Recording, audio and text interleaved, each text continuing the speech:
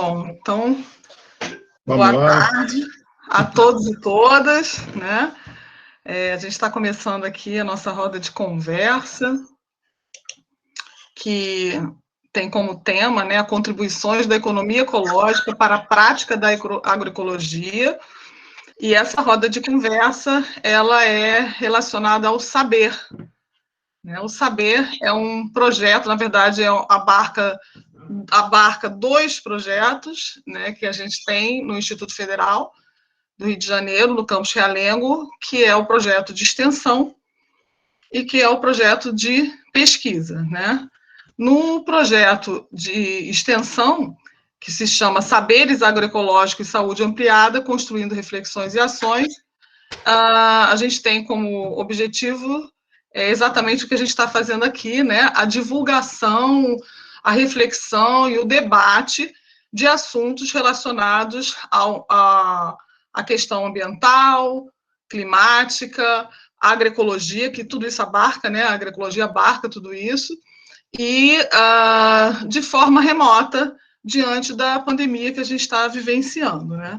E a gente também tem um projeto que é PBT, Tecnologia de Informação, que é a construção de um mapa colaborativo agroecológico, promoção da saúde em tempos de pandemia, e que a gente tem como objetivo a construção desse mapa, né, que essa disponibilização desses dados de agricultores, lugares, né, tanto urbanos quanto na área urbana quanto na área rural, que estão trabalhando com produção agroecológica e, assim, o importante disso é fazer essa divulgação e essa troca de saberes, de conhecimentos sobre esses lugares e essas pessoas, né? Então, a gente tem esses dois projetos que abarcam no saber. E o que é o saber? Saúde, agroecologia, biodiversidade, educação popular e resistência. E aqui a gente tem com a gente o professor Sérgio, que é um participante do nosso projeto de extensão. Ele é professor da UF, né, o nosso convidado agora para a nossa roda de conversa. E ele é economista, com pós-doutorado em Sistema de Gestão Ambiental pelo LATEC UF, no Laboratório de Tecnologia, Gestão de Negócio e Meio Ambiente, professor adjunto do curso de bacharelado em Ciência Ambiental, professor do programa de pós-graduação em Sistemas de Gestão e Organização Sustentáveis, LATEC UF, e membro do Comitê Científico do REMADES, né, Rede UF de Meio Ambiente e Desenvolvimento Sustentável. Então, eu gostaria muitíssimo de agradecer pela presença, né, pela participação, que vai enriquecer muito assim, a nossa reflexão, o nosso debate, o nosso conhecimento sobre esse tema. E, antes de passar a palavra, também quero falar do que aqui a gente está junto com a gente aqui, que participa também do projeto, o aluno, o Felipe, né, que é nosso aluno bolsista do projeto, desde o ano passado. Se quiser falar alguma coisa, Felipe. Não, eu queria dar as boas-vindas a todos e falar que sempre é muito importante ser aluno bolsista. Desde que eu entrei no projeto de extensão, eu ampliei muito minha consciência sobre toda a minha luta, sobre todo o meu processo de graduação, e cada vez mais eu agradeço os encontros possíveis que o saber me proporciona. Então, obrigado já de antemão, Sérgio e Cláudia, por mais uma aula. Então, com a palavra, o professor Sérgio, começaremos aí a... Obrigado. Bom, agradecer a Cláudia, a todo o pessoal do Saber, né? Eu acho o projeto de extensão fundamental na formação, né, do estudante, essa relação com a sociedade, né? A pesquisa só se materializa quando ela tem essa questão, né, da participação da sociedade. Então, parabéns, Cláudia, muito obrigado, né, pela tarde de hoje estar aqui com vocês. Eu também faço parte de alguns grupos de pesquisa, inclusive um que eu tenho muito orgulho, tem até um aluno, né, do professor Clodomir, da UFJF, do Renatura, né, que é Religação de Religião e Natureza, né, eu também procuro participar desse grupo ao máximo, com o pessoal também da UFRN. Eu tenho uma relação com mobilidades urbanas e na zona costeira de Natal. Quer dizer, a gente tem aí também outras discussões e outros grupos. Eu acho iniciativas, né, dos pesquisadores rodarem nas universidades, né, com os seus grupos de pesquisa. Eu acho isso fundamental e muito importante.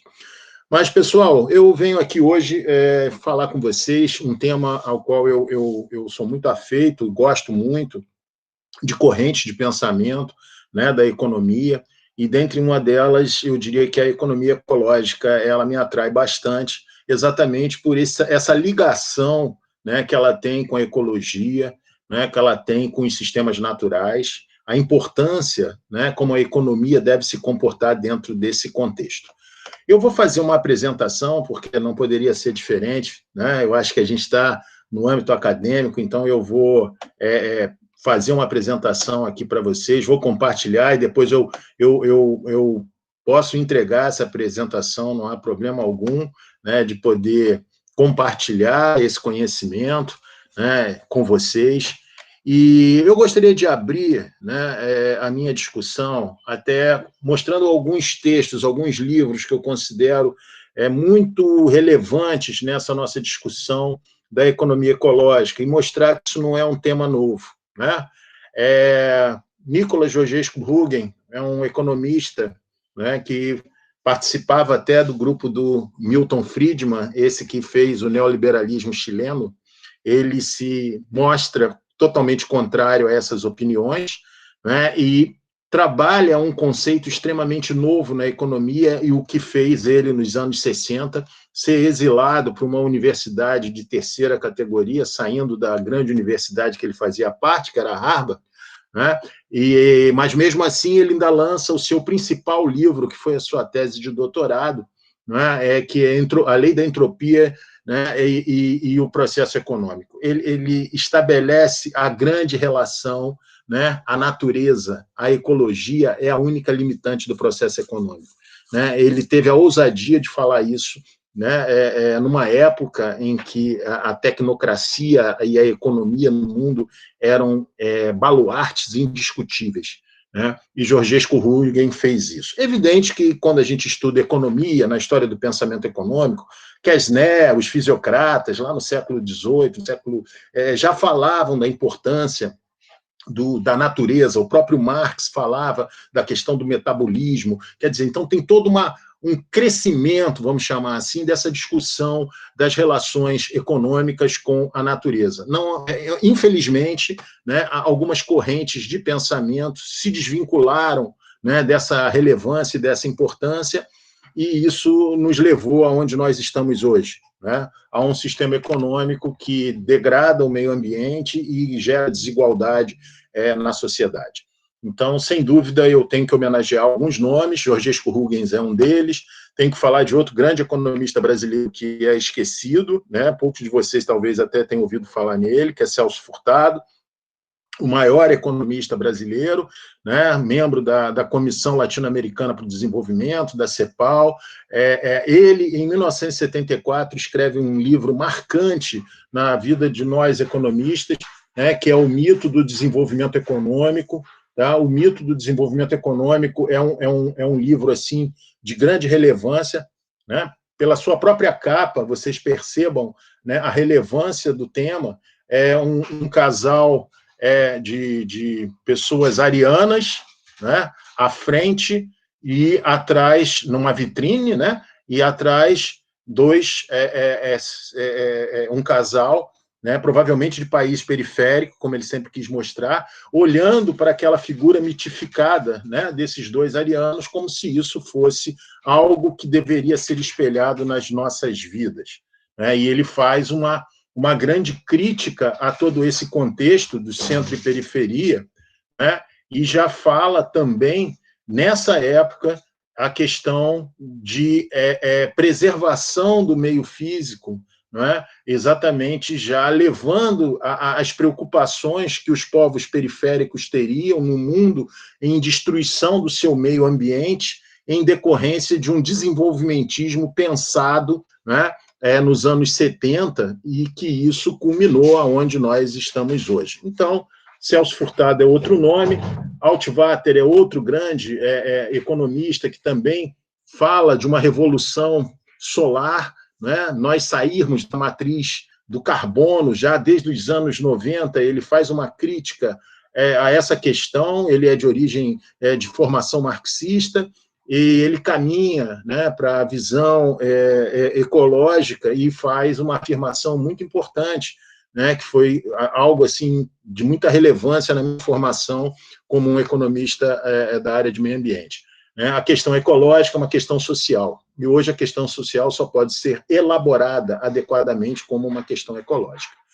Então, não há como nós dissociarmos mais a questão ecológica do econômico.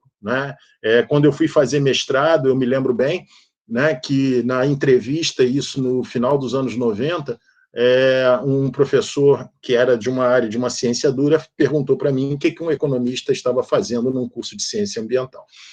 Ainda vivíamos dentro da própria academia um preconceito em relação à visão interdisciplinar, que hoje nós discutimos e verificamos a sua importância.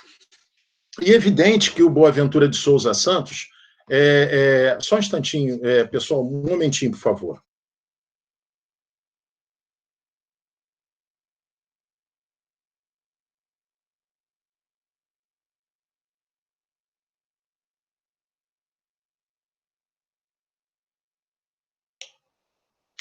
Pessoal, então... Perdão, rapidinho, eu tive que só dar uma paradinha aqui, mas desculpa aí, pessoal. A questão, então, é que o Boaventura, sem dúvida, foi também e um dos grandes pensadores que nos trazem outra realidade muito importante, que a única utopia possível é a ecológica e a democrática. Precisamos, sim, olhar que existe um limite para o processo econômico, e esse limite é o próprio ecossistema, porque nós vivemos num mundo finito e uma acumulação capitalista infinita, e isso é extremamente crítico, e é esse modelo que nos faz, hoje, estarmos vivendo os grandes problemas sociais, ecológicos, que a própria pandemia, ela é um problema dessa... vamos dizer assim, dessa discussão mal feita entre o econômico e o meio ambiente. Então, eu fico muito atento a esses autores, e, por último, sem dúvida, a grande Kate Raworth. Ela estabeleceu um conceito muito novo, uma jovem economista, em que ela fala que nós somos insustentáveis porque nós não respeitamos o alicerce social e o teto ecológico. Então, o alicerce social, que é água, alimento, voz política, igualdade de gênero, e, ao mesmo tempo, também não respeitamos o teto ecológico, mudanças climáticas, acidificação dos oceanos, carga de nitrogênio e fósforo. Então, nós estamos dentro de um modelo que é completamente insustentável, e que precisamos, sem dúvida, olhar para caminhos que retomemos de novo esse espaço seguro e justo para a humanidade ao qual a Kate coloca. É um livro também que eu recomendo a vocês, ele é de leitura fácil, ele é muito bom de se ler, ela fala com muita propriedade. E, afinal, vivemos na contemporaneidade uma crise social, ambiental e econômica? Sem dúvida. E eu vou dizer para vocês que essa crise sem dúvida, uma crise interrelacionada. Não há como a gente desvincular os elementos que compõem a grande crise que a humanidade vive, se não nós abordarmos de forma integrada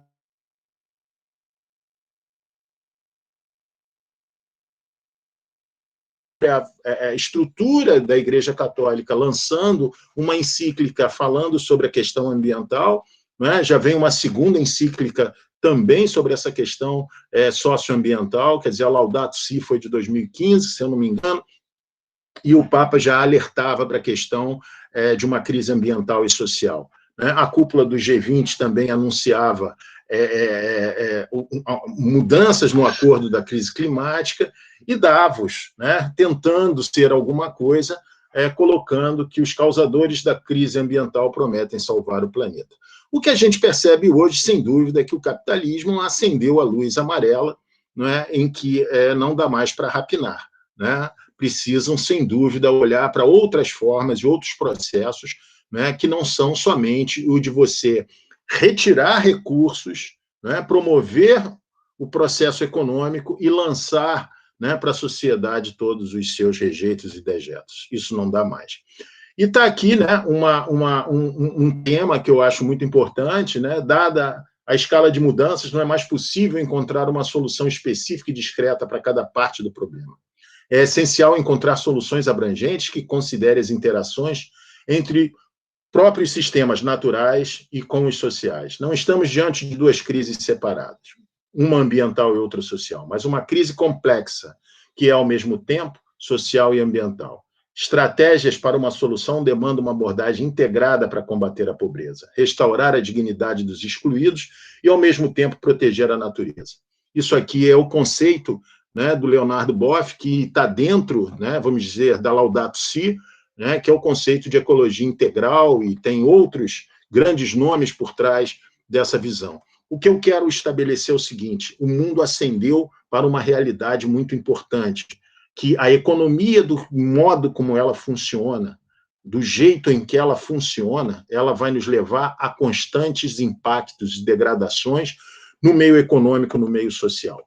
E o que é esse meio ambiente se não é exatamente esse conjunto integrado desses fatores, né? Essa inter-relação que se dá no campo físico e no campo simbólico. É preciso a gente entender que, né, que a gente sair de uma discussão biocêntrica, de um meio ambiente muito focado no ecológico, e ganhar uma contribuição das questões sociais, econômicas e culturais desse meio ambiente.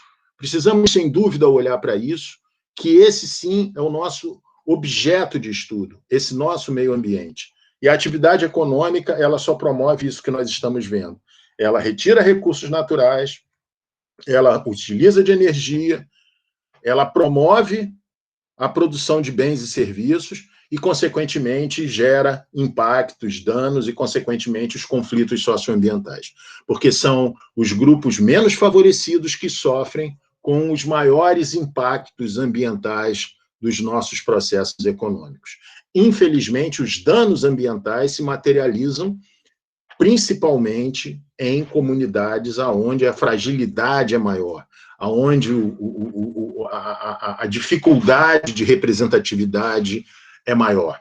Por isso que é importante o papel das universidades em trazer essas discussões, trazer esses grupos para dentro, para que eles possam falar, possam ser ouvidos e que vocês entendam as dificuldades desses grupos, principalmente no momento que nós estamos hoje atravessando no contexto pandêmico. Né? Pessoal, se vocês tiverem alguma coisa para colocar, eu estou sempre aberto. Eu vou colocando aqui uma série de contextualizações para a gente chegar, né, na economia ecológica e chegar no que ela é importante dentro de um contexto agroecológico.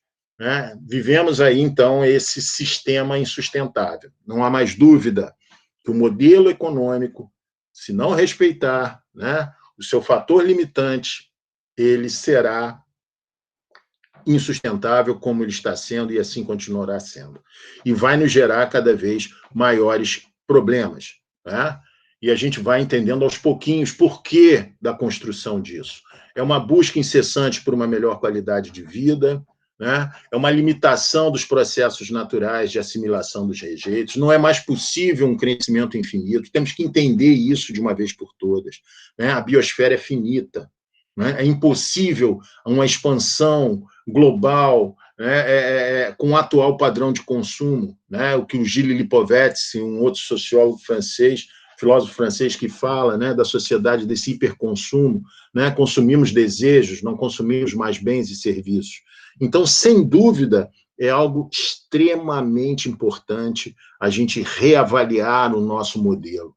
Essa mão invisível, né, que foi tão falada durante o século XX, né, o século até XIX, e continua sendo essa mão invisível, né, ela não é capaz, né, de produzir a equidade social que nós tanto esperávamos dentro da modernidade.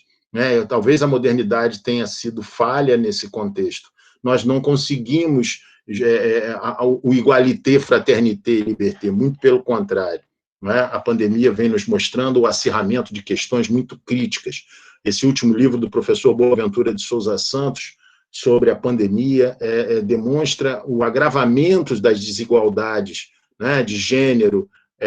Ele fala algo que eu nunca mais vou esquecer. Existem 3 grandes problemas da modernidade hoje, né? O capitalismo, o paternalismo, tá? E o... Eita, nós! O capitalismo, o patriarcado, e tem mais um outro elemento, que são elementos que geraram... E o colonialismo. Então, são esses 3 elementos que geraram os grandes problemas que a modernidade enfrenta. E que o modelo econômico se sustentou com todo esse contexto. E estamos vivendo exatamente uma sustentabilidade que não pode estar submissa a uma racionalidade econômica. Precisamos, sim, construir um novo modelo. É difícil construir relações de cooperação num mundo em que nos ensinam, né, a ser competitivos, a ser utilitaristas e cada vez mais tentando, né, uma visão de um empreendedorismo sem tamanho, né, como se você pudesse sozinho resolver a vida, né, perdendo algo que seja talvez muito importante, que é uma visão compartilhada de mundo, uma visão compartilhada de existência. E isso nos gera, né, uma grande crise dentro desse contexto econômico, né, em que esse imaginário dessa euforia econômica neoliberal que vai nos levando a uma recomendação de um crescimento econômico, né, em todas as esferas, e que, de alguma forma, esse modelo tem limite. O modelo clássico de desenvolvimento tem um limite, e o limite chegou com grandes crises, né? A crise pandêmica, a crise ambiental, a crise climática, a crise dos oceanos, a perda das biodiversidades, né? A perda de ecossistemas, né? A visão de plantation, né, de ecossistemas de monocultura, né? Quer dizer, então, nós, sem dúvida, temos uma crise que não é só uma crise ambiental, social, é uma crise da racionalidade, né? É uma crise da nossa racionalidade, é esse projeto tecnológico, né, da sociedade moderna que falhou. Nós estamos hoje vivendo todas as suas crises, né, em função de todo um novo projeto que vai ter que ser rediscutido de sociedade. E é importante que vocês, jovens, estejam observando esses movimentos e pensem, né, em como, de alguma forma, a gente vai rever esse contexto. Como o Ulrich Beck fala, estamos vivendo uma sociedade de risco. É uma sociedade em que ela avança, né, fazendo o que a gente chama de uma gestão e avaliação de risco, e avaliando o que é possível, dentro desse contexto, se gerar de riqueza. Não pode ser assim, né? O risco, o preço da materialização de um risco, que é o dano, é muito alto. Está aí a pandemia, né? Eu sempre gosto de pensar, né, que essa pandemia veio como uma grande crítica, como a materialização de um dano, de um modelo econômico que não teve a menor preocupação em avaliar os riscos dos seus processos, né? E eu gosto sempre de pensar, né, que a sustentabilidade se dará, né, de alguma maneira, como Henrique Leff fala, né, que é outro grande autor que a gente cita sempre, né, dos livros de racionalidade ambiental, complexidade ambiental, né? Ele fala que uma sustentabilidade, né, ela vai ser construída a partir de uma nova ordem cultural, né, dentro de uma estrutura socioecológica. Aí nós começamos a olhar, né, os novos sistemas, né, a economia regenerativa, o design regenerativo. Aquele Daniel Christenwald tem um livro muito interessante sobre designs de culturas regenerativas, onde começamos a pensar como olhar para o futuro, não é? Sem mais modelos que só degradaram, que geraram desigualdade, que geraram essa crise que a nossa sociedade está vivendo. Precisamos, sim, de condições de equidade social, de democracia na sociedade, né? Porque com a democracia que se discutem a gente tem os espaços de discussão, essas rodas de conversa, né, onde a gente tem um diálogo com as pessoas e com diferentes opiniões, que é muito importante, sem dúvida, mas que não pode ser também banalizado. Precisamos criar propostas sérias de solução para essa grande e enorme crise que temos que viver. Bom, a economia, como eu gosto de dizer, ela é uma ciência muito interessante, porque ela estuda, né, o comportamento, até acho isso interessante, né, e é pouco falado. A economia, às vezes, ela é olhada como uma ciência matematizada, né, vamos chamar assim sempre. E a matemática na economia, eu vou fazer uma crítica aqui muito severa, ela pressupõe modelos, né, modelos matemáticos que não representam efetivamente a realidade. A economia ela se baseou muito na física, na química, né, ciências mais duras, que têm as suas leis, né, e, da mesma forma, a economia quis também, como ciência, se tornar ciência, criando leis econômicas, né, da oferta e da procura, né, como se essas leis fossem imutáveis, como, por exemplo, uma lei da física, né? Você tem a relatividade, você tem a Newton, né? Os grandes pensadores, Einstein, quer dizer, todo um contexto das leis universais, né? A economia também quis se valer disso, né? E ela criando esses modelos, ela cria, inclusive, muito semelhante à química. Assim como tem na química, vocês que estudam, que já estudam, né, dentro dessas ciências mais duras, né, as CNTPs, né, condições normais de temperatura e pressão, a economia criou as condições ceteris paribus, ou seja, eu anulo todas as outras variáveis do modelo e só avalio uma variável. E dessa forma, eu gero uma função matemática e explico todo o fenômeno econômico de uma sociedade.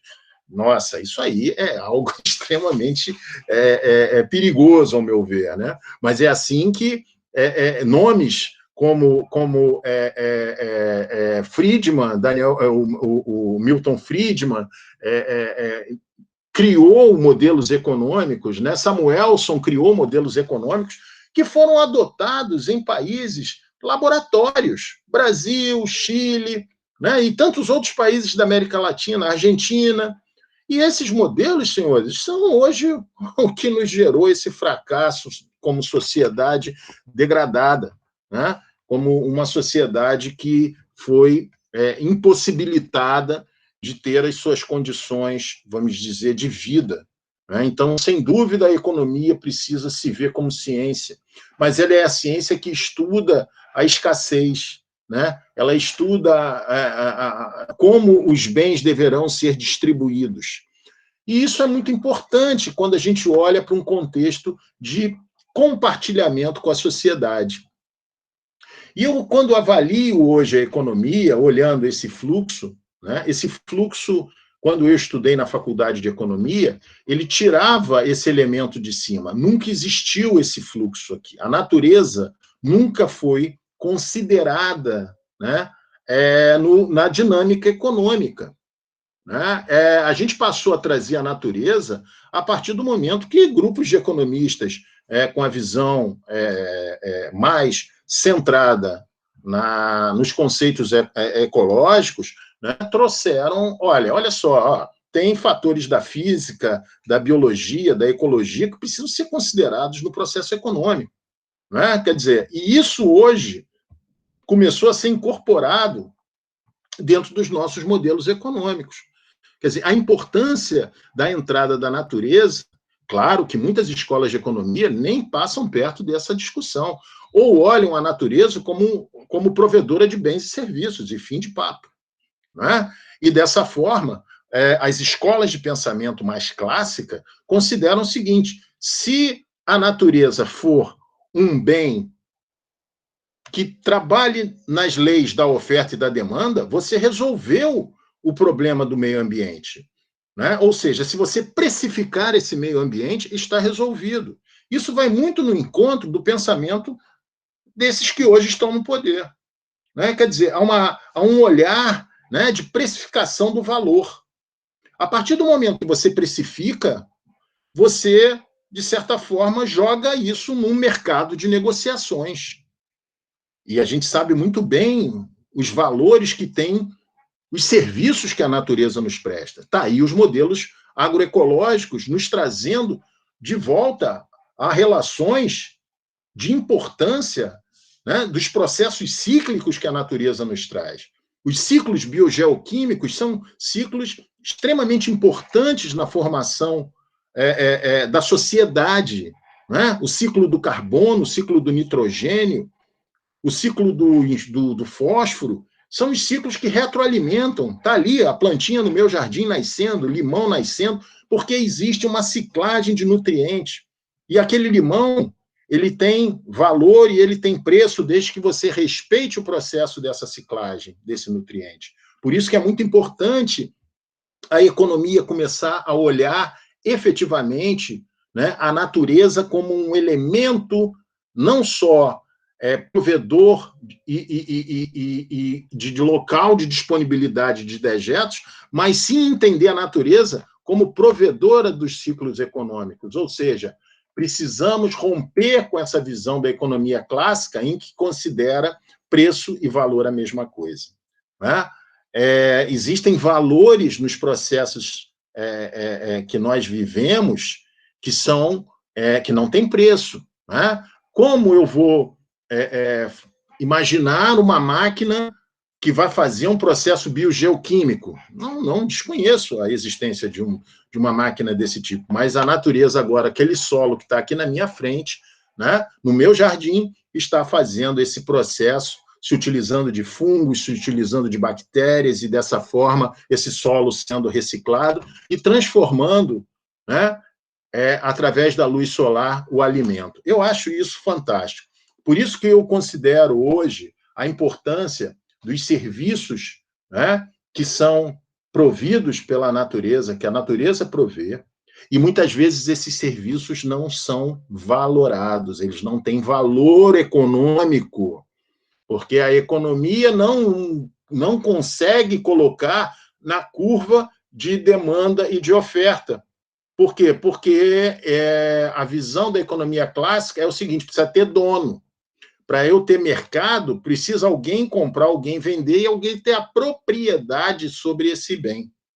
E é a visão neoclássica quando a gente lida com a questão ambiental. Ora, se uma floresta tiver dono, se o proprietário se sentir lesado, ele entra na justiça contra essa floresta. Isso foi a proposição do Samuelson, um economista clássico, né, que hoje, até hoje, nas escolas de economia, eu tenho os livros ali do meu pai de macroeconomia, é a Bíblia da macroeconomia dentro das nossas universidades. Então, precisamos rever todos esses conceitos. E aí eu sou muito fervoroso dentro de uma escola de pensamento, que são, né, os economistas ecológicos, que aprenderam lá com Georgescu Hugen, lá atrás, aprenderam, né, que era importante a gente olhar os ecossistemas, era importante a gente olhar a física, né? E tem uma passagem aqui que eu vou ler para vocês, né, do Georgescu, que eu acho sensacional, que é impossível a gente não tocar nesse ponto. A gente vai falar de um tema que é a entropia, né? Que é um fenômeno físico. Eu vou explicar aqui para vocês isso, mas ele fala que o planeta consegue reverter, né, o caminho dessa entropia, né, por um processo de criação de vida, que é a fotossíntese, né? Quer dizer, a fotossíntese é um processo de negação da entropia, ou seja, a entropia como um fenômeno que degrada, que vem de um contexto caótico, que ela também é importante dentro da visão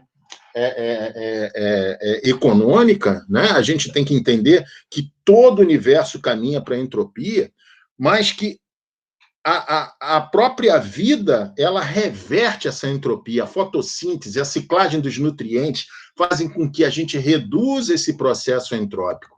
E é muito interessante, porque quando a gente fala de entropia, a gente fala de sistemas, né? A economia tem que se basear olhando que a energia que tem dentro de um sistema, é o que faz o processo econômico se mover, ela é uma só. A gente não vai inventar energia, a gente não vai inventar outro planeta. Não é? E o que a gente percebe que nós estamos fazendo? Nós estamos aumentando literalmente a entropia planetária, porque a entropia eu não vou entrar num conceito tão físico para não ficar chato, mas a entropia, eu diria para vocês, que é o avanço, né, ou seja, é a energia que você não pode reaproveitar para trabalho. Né? Então, todo o processo econômico, ou todo o processo da vida, nós, nesse momento, estamos queimando energia. E, consequentemente, nós estamos caminhando para a nossa entropia máxima, né? Com o passar do tempo, com o passar da idade.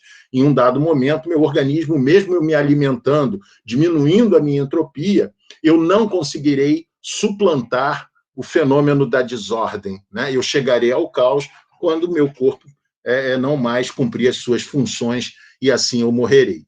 Né? Da mesma forma, o planeta e o universo caminham também para essa entropia, só que de uma forma muito lenta, de forma que os sistemas planetários como o nosso tenham capacidade de regenerar, né, os seus ecossistemas, e claro que em um determinado momento esses ecossistemas podem sofrer ruídos, alterações que o vão transformando em novos sistemas, e dessa forma o planeta vai caminhando e a gente vai respeitando o que eu chamo as famosas leis da termodinâmica. Isso o Georgescu Huygens quis nos dizer, né, que matéria e energia não podem ser criadas e destruídas. Da mesma forma, o processo econômico tem que respeitar isso.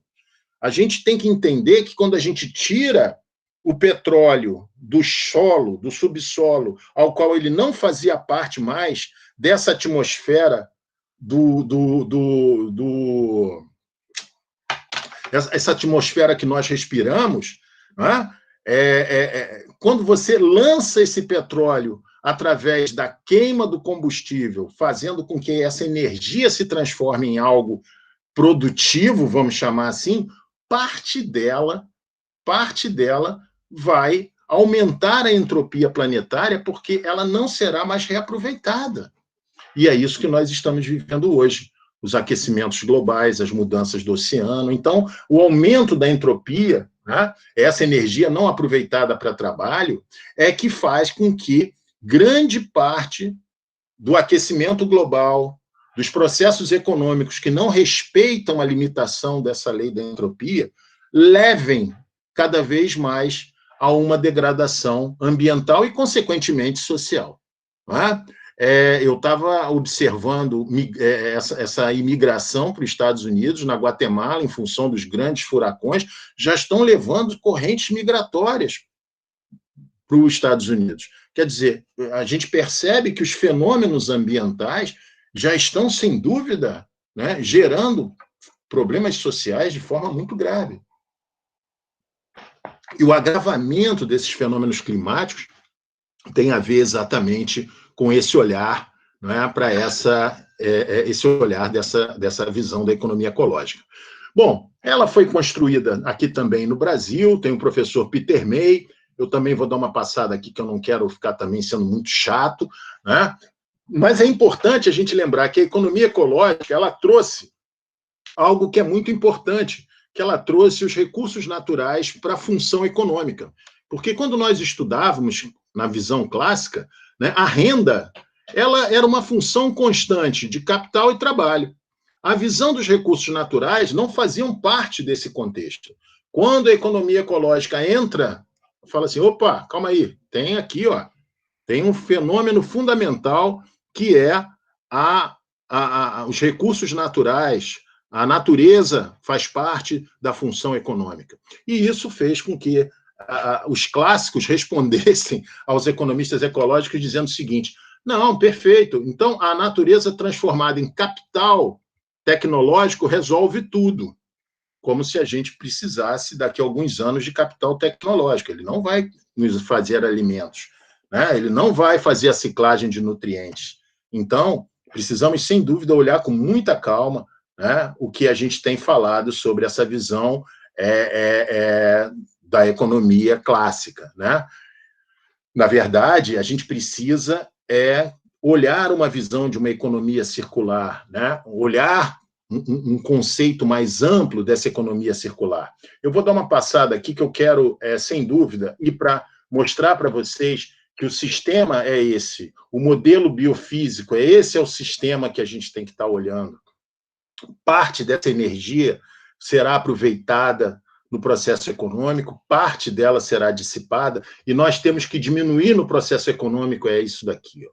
A gente tem que aproveitar ao máximo a energia, né? O processo econômico ele tem que ser sintrópico, por isso que a gente fala em economia regenerativa. Temos que regenerar, e os processos agroecológicos, os processos em que a gente trabalha o solo de uma maneira correta, a gente, de certa forma, está contribuindo economicamente, sim, para o planeta. Isso é a verdadeira visão da economia.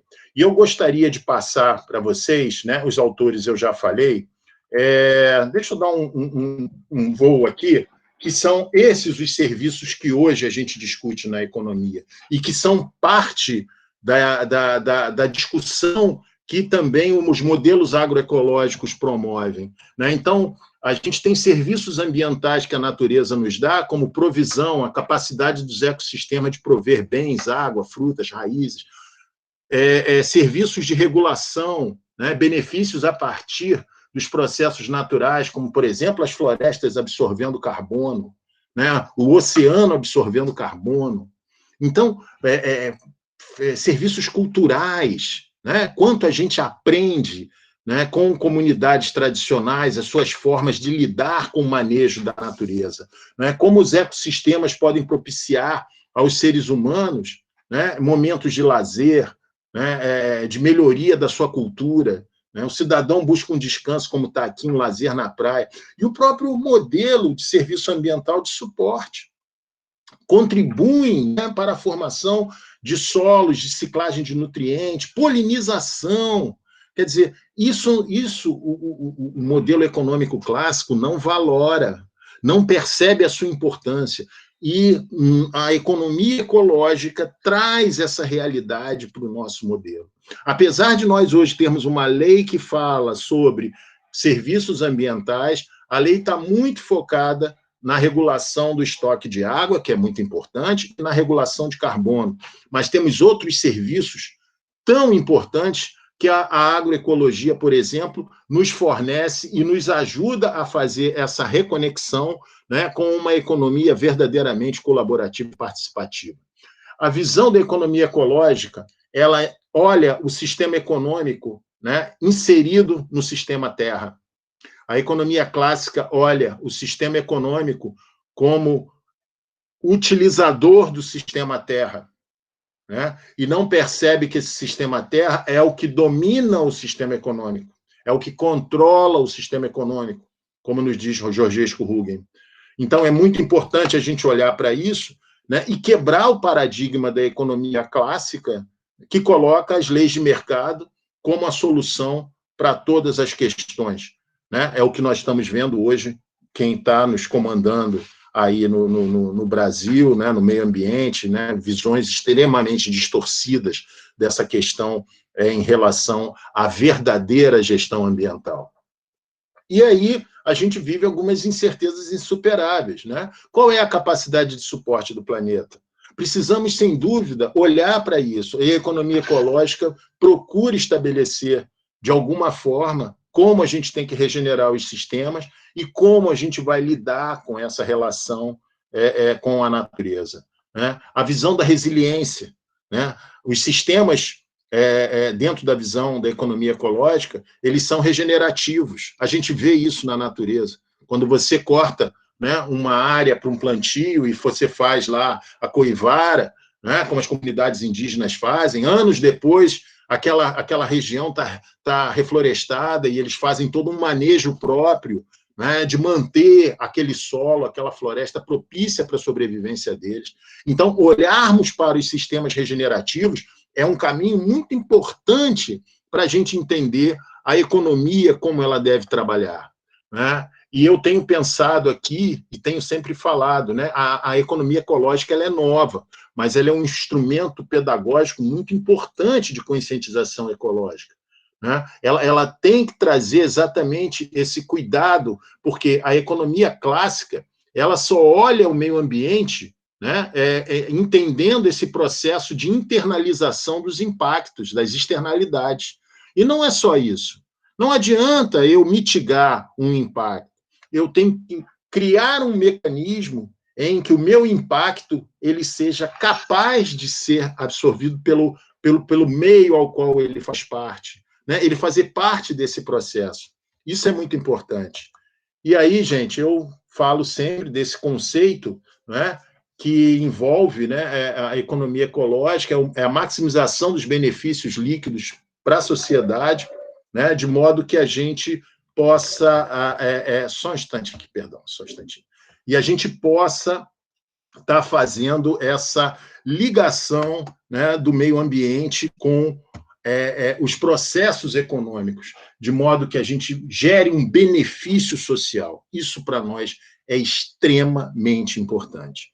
Né? Sendo assim, uma reflexão final, né, a economia ecológica é esse campo disciplinar, né, novo, né, mas que a gente pode estar buscando caminhos regenerativos importantes para a sociedade, mostrando que existem alternativas para a sociedade e que a economia ecológica ela vai trabalhar olhando esses processos, né, como pensar essa sustentabilidade. Como é que a gente vai pensar essa sustentabilidade? Então, eu sempre reajo mostrando que é fundamental a economia fazer parte do processo em que olhando a natureza e vendo como são os seus ciclos e como esses ciclos se dão. Sendo assim, pessoal, eu encerro, né, a minha fala.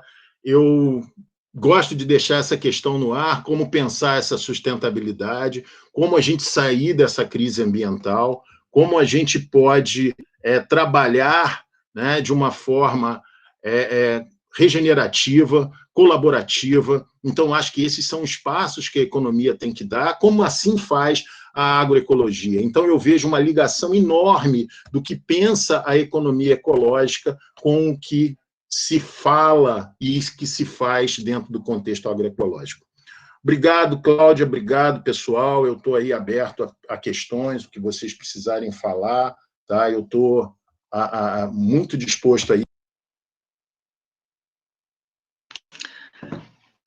Ótimo, muito obrigado pela sua explanação, por trazer os seus conhecimentos, e quanto você foi falando, muitas questões e muitas dúvidas surgiram, pelo menos para mim, que é assim, vontade de trocar, né, e aprofundar mais nesse tema.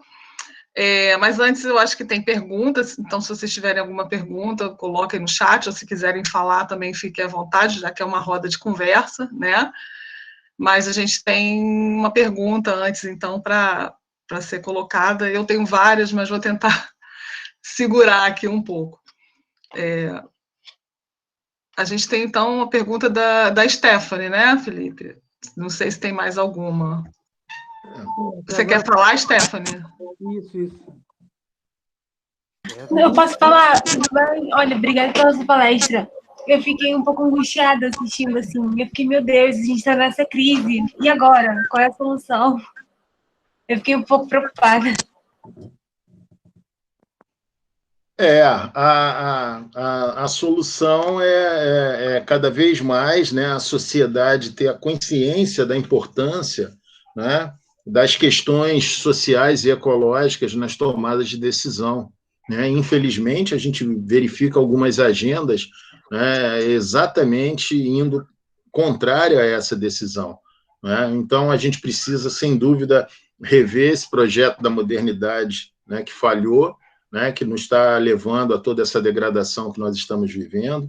Né? A pandemia ela só agravou e mostrou para nós cada vez mais que o igualité, fraternité e liberté não rolou, a gente precisa ter outro mote aí para frente, né? E que, na verdade, precisamos né, de um novo modelo econômico em que esses processos sejam respeitados. Eu diria para você que eu estou gostando muito de um olhar desses designs regenerativos, não só na economia, mas na arquitetura, na ecologia, né? Tem um ecólogo alemão, Andreas Weber, que ele fala que ele já está até indo contra a corrente darwiniana, né? Dizendo que não existe essa competição que falam na natureza, e sim um compartilhamento, né, entre os seres na natureza. Né? Quer dizer, então, uma série de paradigmas a gente vai ter que estar quebrando, e, consequentemente, esses paradigmas, em um momento, vão bater na economia também. Então, eu tenho um olhar positivo dentro desse contexto, tá, Stephanie? É uma crise. Como toda crise nos faz pensar, isso, por um lado, é bom. Né? Espero que dê tempo.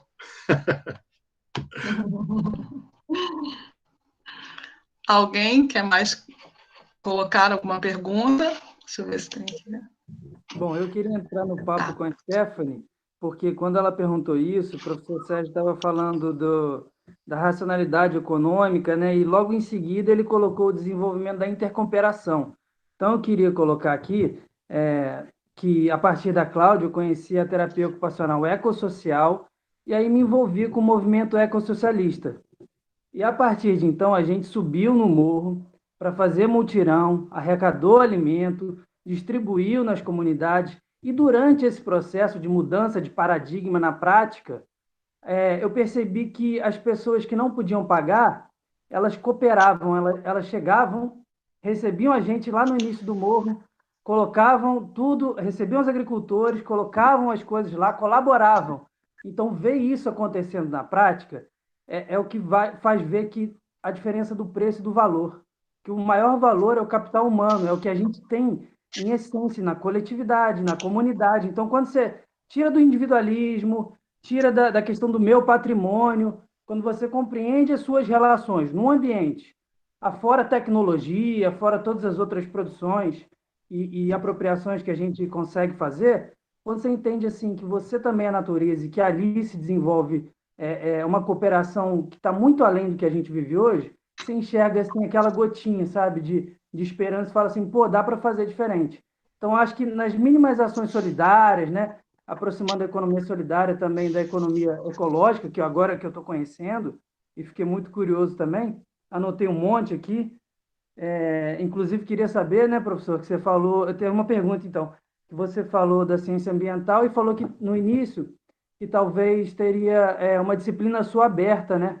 Eu fiquei super assim agradecido, satisfeito de ouvir você explicando economia sem falar de dinheiro e colocando também a pauta de promover a justiça social. Então, assim, eu queria saber se tem essa possibilidade da gente acompanhar alguma aula sua pela UF, eu acho, né? Pô, vai ser um prazer. O período que vem eu estou mais hard, né? Esse período que vai entrar aí, eu estou nas disciplinas mais hard que eu dou, né? Recursos energéticos, né?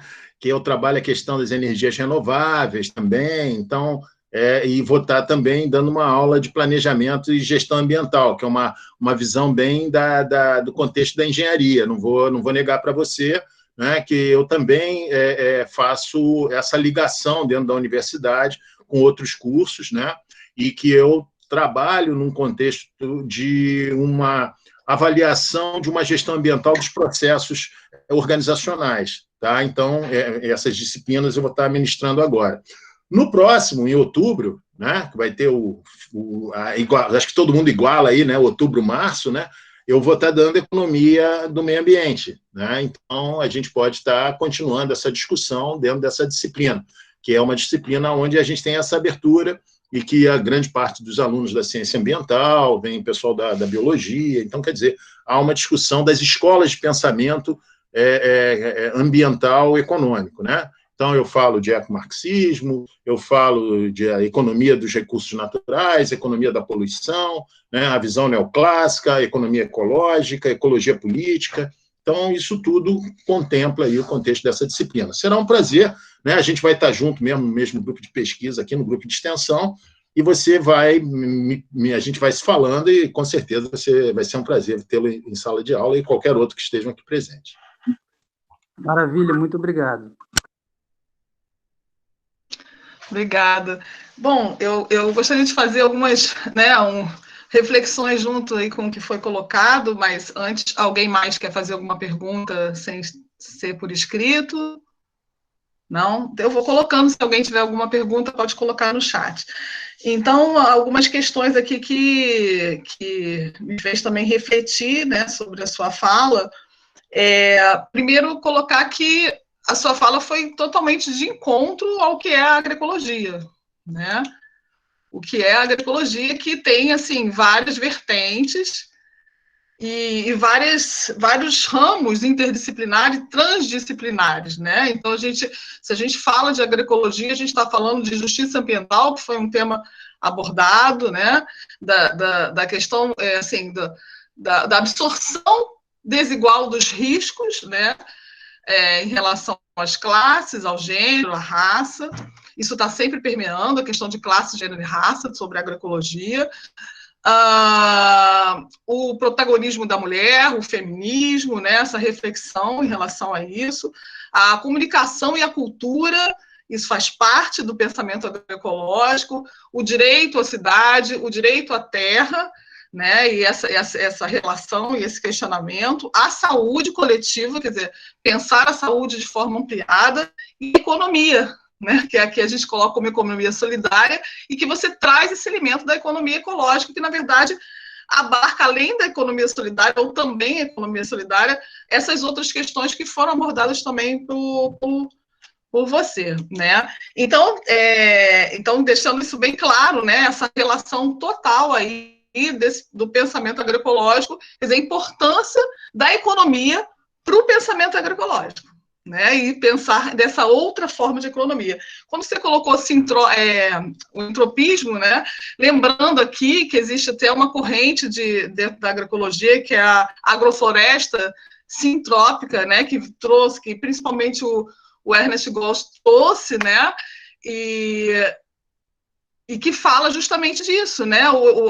A visão agroecológica da sintropia, que é uma palavra usada para ser o contrário da entropia, que a entropia ela vai simplificando os elementos, né? Até a parte mais elementar, que é um sistema de carbono, né? Como, por exemplo, as queimadas. Então, a sintropia ela gera justamente ao contrário, né? Você começar do simples para o complexo, ou seja, de uma arrumação aí, como você falou, da coivara, né, de plantar, né, de botar as sementes até aquilo se tornar uma floresta. E foi vivenciando a floresta que o Ernest chega a essa conclusão, né? Ele consegue fazer um trabalho maravilhoso. Eu aconselho quem quiser ver, né, que tem vários, né, vídeos dele aqui disponíveis, né, que mostra justamente como de uma coisa simples você pode transformar em floresta.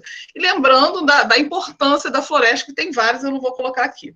Aí, só algumas questões aqui, até para você, e também deixando um detalhe que eu acho importante, né, porque nós somos um campo que tem a maior parte dos cursos, quer dizer, agora a totalidade dos cursos é relacionada à área da saúde, né? Então, poxa, a gente da área da saúde, estamos falando da economia, né? Estamos trazendo aqui uma reflexão de uma pessoa que é economista, né, e falando sobre economia. Então, só deixando claro, pontuando aqui, que essa relação é intrínseca, né? E é fundamental essa reflexão, né? Por quê? Porque justamente nas formas de produção e consumo é que a gente vai ter também, dentro de uma sociedade, a forma de nascer, viver, adoecer e morrer. Isso é saúde coletiva. É pensar a saúde coletiva dentro desse aspecto, né? Na forma de nascer, viver, adoecer e morrer. Então, o sistema de produção e consumo se relaciona diretamente com essa reflexão, com o que está acontecendo dentro dessa sociedade, na forma de nascer, viver, adoecer e morrer. Isso é saúde ampliada, né? É pensar a saúde não no aspecto de tratar a doença, mas entender por que essa sociedade se comporta dessa forma em termos de saúde, processo binômio saúde-doença, lembrando que saúde ampliada você tem vários setores aí influenciando nessa saúde, e não só o processo de doença, mas é uma saúde física, mental, né? Emocional, e outros campos que também abarcam a saúde. Então, deixando isso aqui claro, né? O Felipe falou.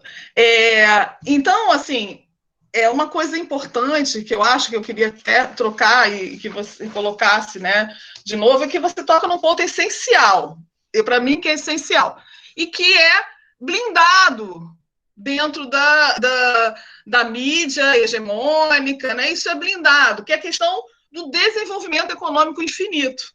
Isso é blindado de uma forma que o tipo de sistema econômico que a gente tem, e que, para mim, é uma das principais reflexões para a transformação e para a mudança, né, que é o sistema capitalista atual vigente, ele tem como premissa o desenvolvimento econômico. O país cresceu tanto.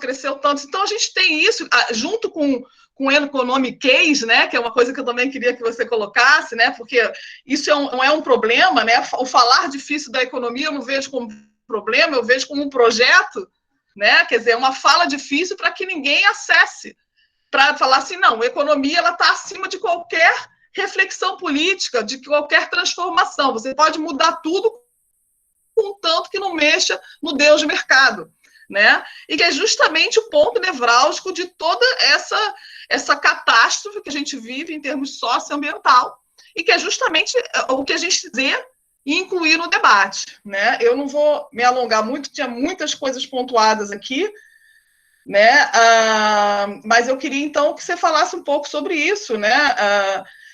Pelo que eu entendi, e colocando aqui, né, o que, assim, resumindo um pouco do que eu entendi, que essa economia ecológica, ela leva em conta a consequência dos processos econômicos, né?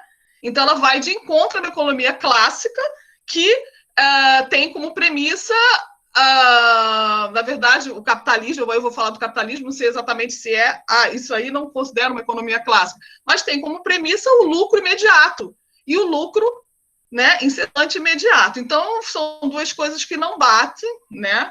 Então, eu gostaria que você falasse um pouco sobre isso, né, dessa relação dessa dificuldade de acessar essa economia e de não colocar ela no foco do debate da transformação socioeconômica, social, ecológica, né, socioambiental.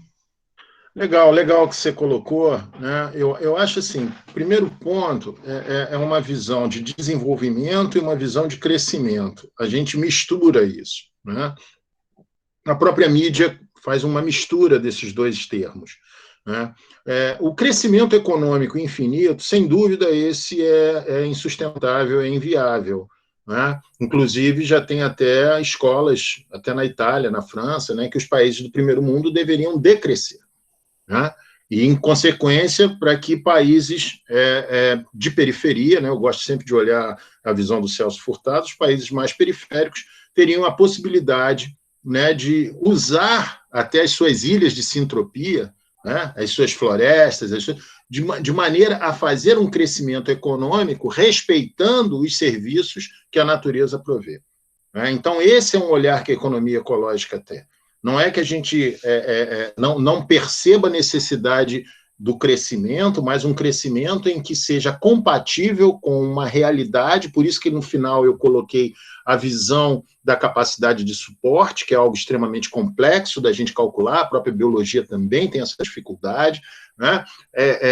Da visão da própria resiliência, né, do sistema econômico, você manter o sistema econômico ativo, mas de modo que ele não gere uma externalidade que gere um ruído, de modo que você degenere o sistema, né? Então, a gente, de certa forma, algum tipo de impacto ambiental a gente gera, né, faz parte da atividade humana, qualquer atividade humana, a própria Coivara, dentro dos seus processos, como a gente falou, ela tem um aspecto de impacto, mas é um impacto medido, né, conhecido, né, dentro de uma cultura, respeitado. Então, são esses aspectos que eu considero importante, a visão de um desenvolvimento, respeitando essas capacidades de suporte. Eu acho isso algo que merece ser olhado. E, sem dúvida, vivemos um hiperconsumo, onde a mídia, sem dúvida, nenhum projeto de governo no planeta que nós estamos vivendo, nenhum,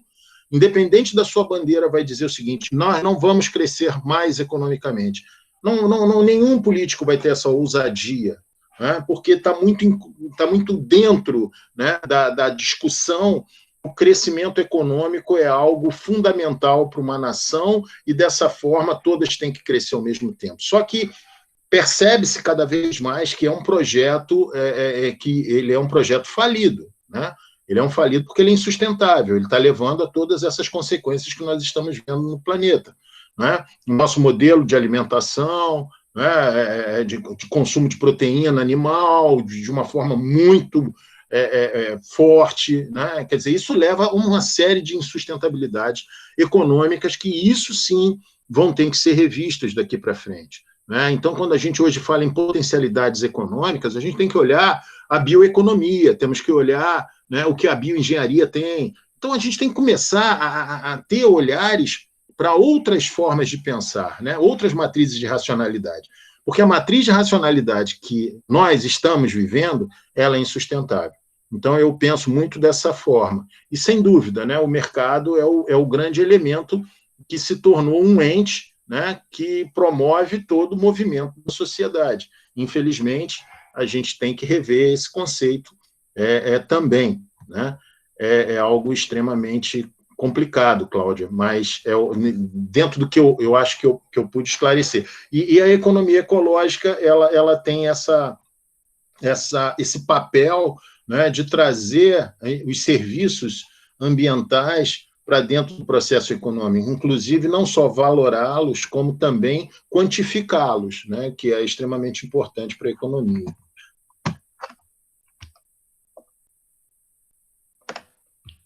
Ótimo, obrigada aí pelos esclarecimentos. Pessoal, mais alguma pergunta? Alguém quer colocar alguma coisa? Eu só queria fazer um agradecimento aqui, Cláudia. Então, quem está em especial aqui, tem um professor aqui que está escondido, mas ele é um grande filósofo, é um grande professor do Grupo Renatura, lá da Faculdade da Universidade de Juiz de Fora, professor Miro, né? Eu acho que eu já falei dele para você, que é outro, é uma pessoa ao qual eu tenho muita admiração, é meu primo, né? Aí a gente tem que falar bem, né? Mas ele desenvolve uma pesquisa muito importante sobre a relação da filosofia e natureza, né? Então, ele está presente aqui na nossa live. Muito obrigado, Miro, por estar presente. Tá? Então, eu agradeço aí a você e o seu grupo, nosso grupo de pesquisa, né? Então, o professor Clodomir de Andrade, né, que está colocado aqui, gostaria de falar umas palavras sobre isso. Isso é uma roda de conversa, então está aberto a todos, né, para poder falar. Então, seria uma honra aí para o saber, né, colocar suas palavras aqui nessa roda de conversa. O senhor gostaria de falar? Oi, Cláudia, tudo bem? Boa tarde, pessoal. Grande alegria aqui assistir sempre o Sérgio dando essa brilhante, né, e infelizmente esquecida visão, essa perspectiva de uma economia mais humana, uma economia mais que lembra mais, né, de certos aspectos que estão esquecidos, né? E a contribuição que eu posso dar, acho que o Sérgio já falou, né, é esse nosso esquecimento de que nós somos natureza, né? Acho que até o Felipe Persano aí já falou de forma muito rica, né? Eu acho que esse olhar que nós pousamos sobre o mundo natural, seja pela perspectiva da economia, seja pela perspectiva da física ou da própria filosofia, antes de mais nada, mostra uma certa deformação originária nossa, porque nós fundamentalmente olhamos a natureza como se fosse o outro, né? Quando nós esquecemos que, na verdade, nós somos radicalmente e incontornavelmente natureza. Então, é preciso um grande esforço anamnético, né? Um grande esforço genealógico para que nós retomemos essa mirada, né? A gente tem que se lembrar a todo momento de que, na verdade, nós não estamos aqui, a natureza está lá fora, né? Nós estamos dentro, imbricados profundamente dentro do mundo natural. Então, eu acho que o Sérgio, como sempre, nessa sua visão extraordinariamente angustiante, né? A gente brinca muito, a gente conversa muito, e toda vez que o Sérgio fala essas coisas comigo, eu fico profundamente angustiado, como a Stephanie ficou também, porque é realmente uma chamada fundamental para que nós mudemos, né? Se é possível, que a gente tente, pelo menos, imaginar alternativas para para esse labirinto da tecnociência onde nós nos metemos, e de que maneira é possível ainda resgatar a possibilidade de sanar, né, esse conjunto de fenômenos que me parecem assim, extraordinariamente preocupantes. Parabenizar você pela condução, aí, parabenizar as perguntas e parabenizar o Sérgio também por essa excelente aula que ele está dando aqui para todos nós. Grande abraço a todos e depois a gente fala, meu camarada. Valeu, meu irmão. Valeu, valeu. Obrigada, professor Clodomir, pela presença e pela palavra também. Alguém mais gostaria de colocar alguma coisa? Bom, se quiserem, fiquem à vontade para colocar, mas então eu vou encerrando aqui a nossa roda de conversa, nosso debate aqui, agradecendo muitíssimo. Pode falar. Professor Sérgio, pode falar, Matheus. É uma leve curiosidade, porque eu estou desde que você falou de entropia, é só uma curiosidade técnica, pode ser que eu esteja falando uma besteira, mas eu preciso matar essa agonia que está dentro de mim. Isso tem a ver com o ciclo de Carnot? Tem, não tem? Claro, claro. Isso. Claro, as duas leis da termodinâmica. Isso. É que eu não quis ser chato entrar nisso, mas quando eu estou na disciplina mesmo, eu mostro. É isso, né? Agora sim está a ficha completamente. A primeira e a segunda lei da termodinâmica. Isso. Né? A economia trouxe, né? Quer dizer, o Georgescu-Huygens trouxe as duas leis da termodinâmica e inseriu no processo econômico. E mostrou o seguinte, ó, tá aqui. Ele mostrou isso matematicamente, o livro é extremamente pesado e tal, e ele mostrou assim, ó, isso aqui limita o processo econômico e fim de papo. Não existe economia se não houver a consideração da entropia nos nossos processos, e isso é o fator limitante da economia. E é o que nós estamos vendo hoje, a acidificação dos oceanos, o aumento médio. Isso, então agora ficou bacana mesmo. Obrigado pelo esclarecimento, professor. Nada, Matheus. Um prazerzão aí falar. Pô. Mais alguém? Alguma dúvida? Não? Então, estamos encerrando aqui essa roda de conversa, esse evento, agradecendo muito a presença de todos vocês, todos e todas, do professor Sérgio, do professor Clodomir, né?